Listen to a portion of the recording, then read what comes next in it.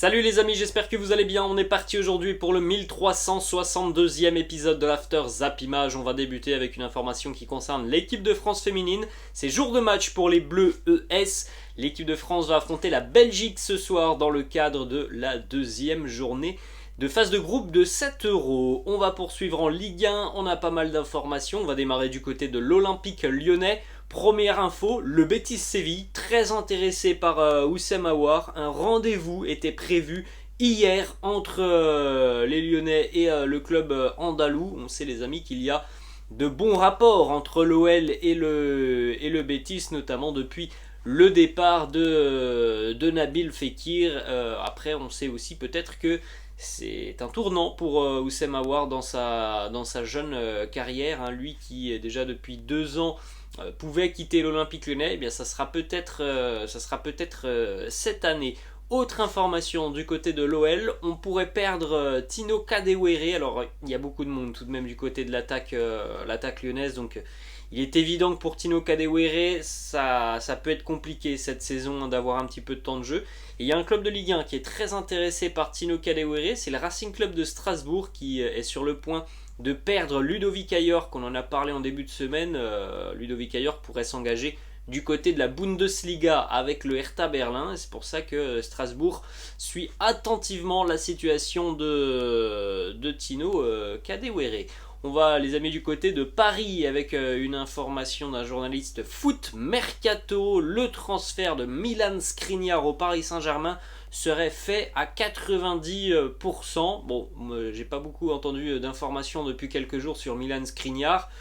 Tout ce que l'on sait depuis la fin de semaine dernière, c'est que il y avait toujours des désaccords entre le PSG et l'Inter sur l'indemnité de transfert. Donc il y a peut-être eu des avancées positives depuis quelques jours. Autre information du côté de Paris, le PSG a transmis une première offre au Stade de Reims pour Hugo Ekitike.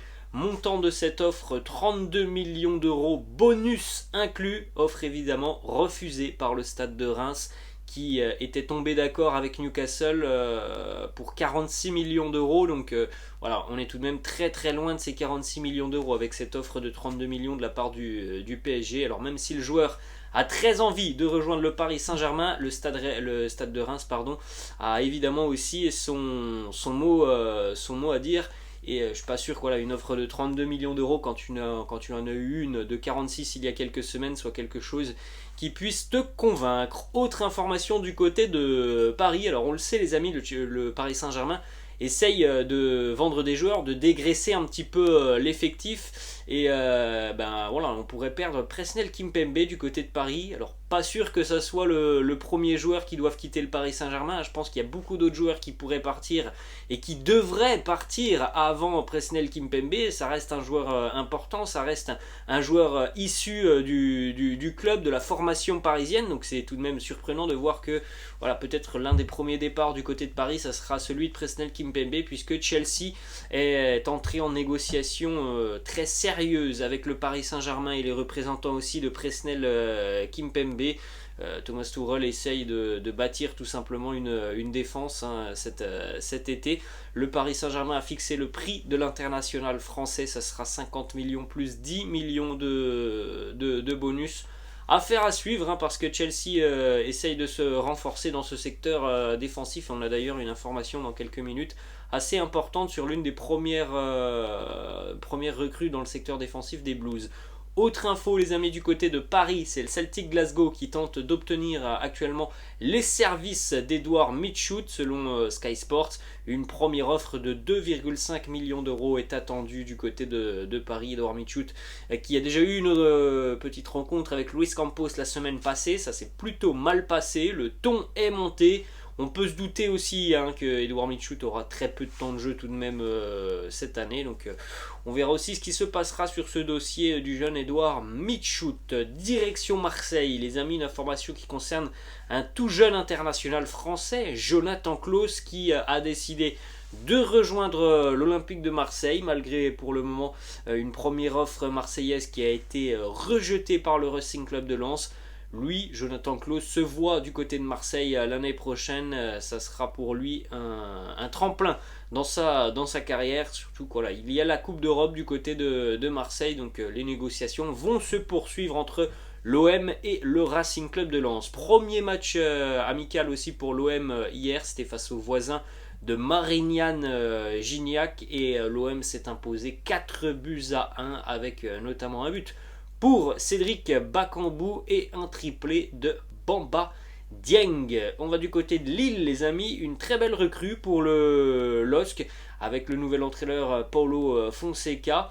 Et il faut évidemment recruter parce que cette équipe lilloise nous a un petit peu déçus l'année passée lors de la saison de la confirmation du titre. Si Paulo Fonseca s'est engagé du côté de Lille, c'est qu'il y a tout de même de belles ambitions côté nordiste. Et ces belles ambitions, elles peuvent se concrétiser avec donc cette arrivée de Mohamed Bayo, le buteur clermontois qui s'est engagé donc avec le LOSC hier. Contrat de 4 ans pour Mohamed Bayo. 14 millions d'euros pour le buteur qui a inscrit tout simplement 14 buts l'année passée en Ligue 1. Profil très intéressant, hein, Mohamed Bayo. On va les amis du côté de l'Espagnol Barcelone. On a deux informations, l'Espagnol Barcelone, bon c'est assez rare. Premièrement, Benjamin Lecomte, gardien de l'AS Monaco, il est prêté du côté de l'Espagnol pour une saison. Et autre information qui concerne le club catalan, il est en vente, le club catalan, et actuellement il y a deux offres. Une offre d'une société de capitaux nord-américains et une autre offre de Qatar Sports Investment, qui est donc les propriétaires du Paris Saint-Germain. Donc le club de l'Espagnol pourrait passer sous pavillon qatari. Ensuite les amis, on va pas très loin de l'Espagnol, on va au Barça. Premièrement, déclaration d'Arturo Canales, agent de Samuel Umtiti, qui a tenu à démentir les rumeurs dont on avait parlé hier, qui indiquaient que le joueur avait raté sa visite médicale au Stade Rennais. La réponse de l'agent de Samuel Umtiti qui nous dit tout simplement c'est totalement faux. Autre information du côté de Barcelone, la déclaration hier de Joan Laporta, tout sourire, Joan Laporta, le président du Barça, qui annonce oui, cette semaine nous allons signer et présenter Rafinha et Ousmane Dembélé, deux arrivées de poids au Barça cette semaine. On peut le dire, hein, Ousmane Dembélé, voilà, c'est une arrivée parce que il était libre de tout contrat et surtout c'est un joueur qui, en pleine forme, à 100%, a un rôle très important du côté du Barça. On l'a vu sur tout le long de la seconde partie de saison. S'il est à 100%, c'est évidemment un joueur important. Malheureusement, bon, depuis qu'il est arrivé à Barcelone, on l'a beaucoup plus vu du côté de la salle de soins que sur le terrain à 100%. Mais en tout cas, cette semaine, le Barça va annoncer donc Rafinha et Ousmane Dembélé. Première déclat de Rafinha qui porte déjà le polo du Barça. Jouer pour le Barça, c'est un rêve d'enfant pour moi et je vais réaliser mon rêve. Je veux aider le Barça à redevenir l'équipe qu'elle était il y a quelques années. Je veux aider de nouveau le Barça à être victorieux. Rafinha qui rejoint donc la liste des légendes brésiliennes qui sont déjà passées par le Barça. Rivaldo, Ronaldo, R9, Ronaldinho, Neymar. Et maintenant Rafinha, alors il y en a eu d'autres aussi, hein, des Brésiliens, mais en termes de véritables légendes pure et dure, là on a tout de même du beau monde qui est passé du côté de Barcelone et on souhaite évidemment le meilleur à Rafinha du côté de la Catalogne. On enchaîne les amis avec la première composition d'équipe du Barça, c'était hier pour affronter Olot. Regardez un petit peu cette équipe catalane, donc on en avait parlé hier, il y avait tout de même pas mal de joueurs voilà, issus de la formation barcelonaise, donc c'est très loin d'être une équipe type. On avait notamment au milieu de terrain la présence de Franck Kessié, la présence de Nico et du jeune Pablo Torre qui a enchanté les supporters catalans avec un magnifique petit pont hier. Sur le front de l'attaque, c'était Pierre-Emerick Aubameyang au poste de numéro 9. D'ailleurs, Aubameyang est le seul buteur de la rencontre côté catalan. Un partout dans cette rencontre. Pierre-Emerick Aubameyang a donc marqué sur un service de Marc-André Ter Stegen. Un long dégagement de Marc-André Ter Stegen dans la profondeur. Et Pierre-Emerick Aubameyang qui vient donc terminer cette situation offensive. Petite image, Ansu Fati a porté aussi le brassard de capitaine hier pour le Barça. On continue les amis avec une déclaration et une réaction de Xavi, l'entraîneur du Barça, qui nous dit tout simplement: nous n'avons pas réussi à gagner notre premier match de pré-saison, mais ce n'est pas le plus important. Aujourd'hui c'était une chance aussi pour de très jeunes joueurs de se montrer sur le terrain. Il est clair qu'à l'heure actuelle, on manque de rythme et de vitesse. Après, bon, les amis, voilà, ce n'est que le premier match. La reprise de l'entraînement côté barcelonais, elle est intervenue il y a une dizaine de jours. Donc, évidemment, personne n'est encore en pleine possession de ses moyens. C'était un match tout simplement de reprise. On va poursuivre les amis du côté de l'Angleterre. On va à Chelsea, on en a parlé en début de vidéo. Chelsea très intéressé par Presnel Kimpembe. Et Chelsea a signé, a bouclé un accord déjà avec Kalidou Koulibaly. Il touchera un salaire net de 10 millions d'euros par saison. Maintenant reste à convaincre le Napoli. La première offre des Blues de Chelsea va arriver sur les tout prochains jours du côté du président du Napoli, Aurelio De Laurentiis. Donc on pourrait avoir en défense du côté de Chelsea Kalidou Koulibaly, Thiago Silva et Presnel Kimpembe. Autre information chez les Blues de Chelsea, cette fois-ci c'est officiel, après un petit mois de rumeurs et d'informations, c'est officiel. Raheem Sterling s'engage avec les Blues de Chelsea, vous le voyez sur cette photo avec ce high five. 5 ans pour Sterling du côté de Chelsea, il s'est engagé jusqu'en 2027, Raheem Sterling. En 10 ans, donc Sterling aura joué dans 3 des 4 clubs du Big Four de Premier League. Il a déjà connu les Reds de Liverpool, il a connu les Sky Blues de Manchester City et maintenant il va connaître les Blues de Chelsea. Petite déclat de Raheem Sterling qui nous dit: je suis arrivé à Manchester à 20 ans, aujourd'hui je pars en homme. Merci pour votre soutien indéfectible, ce fut un honneur de porter le maillot de Manchester City. On est toujours du côté de l'Angleterre les amis, et on est à Tottenham où les Spurs jouaient hier leur deuxième match de pré-saison. Donc on en a parlé au début de semaine. Les Spurs sont en Corée du Sud pour leur tournée de pré-saison et ils ont affronté hier une équipe All-Star de la K-League, le championnat de la Corée du Sud.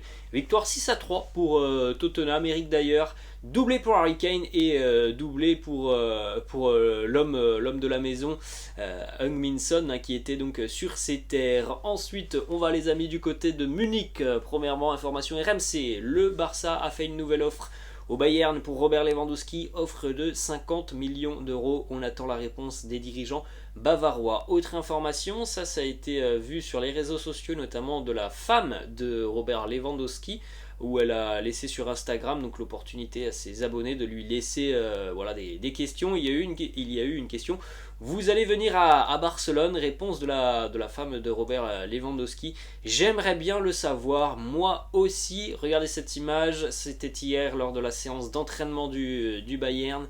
Le retour de Lewandowski à l'entraînement. Regardez, tout le monde est concerné et concentré sur le discours de Hansi Flick. Et puis au fond, vous le voyez sur la gauche de cette image, un joueur qui regarde au loin l'horizon, peut-être Robert Lewandowski. Autre image de Robert Lewandowski, voilà, à l'entraînement hier. Il faut savoir donc, c'est le quotidien Bild qui l'a annoncé, que Robert Lewandowski est arrivé avec 6 minutes de retard au point de rendez-vous avant l'entraînement. Il a été aussi le dernier joueur à sortir du vestiaire donc pour rejoindre le terrain.